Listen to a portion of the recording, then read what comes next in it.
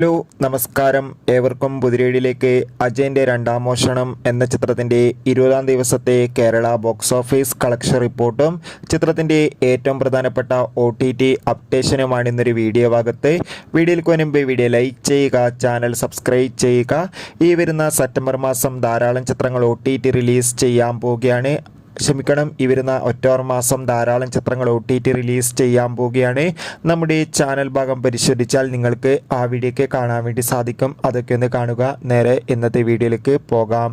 ജിതിൻ ലാലിൻ്റെ സംവിധാനത്തിൽ ടൊവിനോ തോമസ്, ബേസിൽ ജോസഫ് എന്നൊക്കെ പ്രധാന കഥാപാത്രങ്ങളായ ചിത്രമായിരുന്നു അജയൻ്റെ രണ്ടാം മോഷണം. ചിത്രത്തിന് അതിഗംഭീരമായ പോസിറ്റീവ് റെസ്പോൺസ് തന്നെയാണ് 20-ാം ദിവസവും പുറത്തുകൊണ്ടിരിക്കുന്നത്. അതുകൊണ്ട് തന്നെ എല്ലാ സിനിമാ പ്രേമികളും ഒരേപോലെ അജയൻ്റെ രണ്ടാം മോഷണം എന്ന ചിത്രത്തിൻ്റെ ഓരോ ദിവസത്തെ കളക്ഷൻ റിപ്പോർട്ടും അതോടുകൂടി അജയൻ്റെ രണ്ടാം മോഷണം എന്ന ചിത്രത്തിൻ്റെ OTT സാറ്റലൈറ്റ് അപ്ഡേഷൻ അറിയാൻ വേണ്ടി കാത്തിരിക്കുകയായിരുന്നു.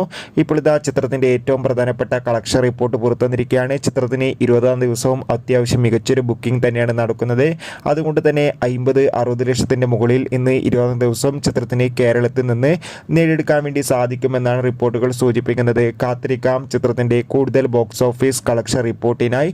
ചിത്രം കണ്ടവരുടെ അഭിപ്രായം കമൻറ്റ് ചെയ്യുക. അതോടുകൂടി അജയൻ്റെ രണ്ടാം മോഷണം എന്ന ചിത്രത്തിൻ്റെ OTT അവകാശങ്ങളൊക്കെ ഇപ്പോൾ നെറ്റ്ഫ്ലിക്സ് എന്ന OTT പ്ലാറ്റ്ഫോം സ്വന്തമാക്കിയെന്ന് കൺഫേം ആക്കിയിട്ടുണ്ട്. ചിത്രത്തിൻ്റെ കൂടുതൽ അപ്ഡേഷൻ അറിയാൻ വേണ്ടി കാത്തിരിക്കാം. ബൈ.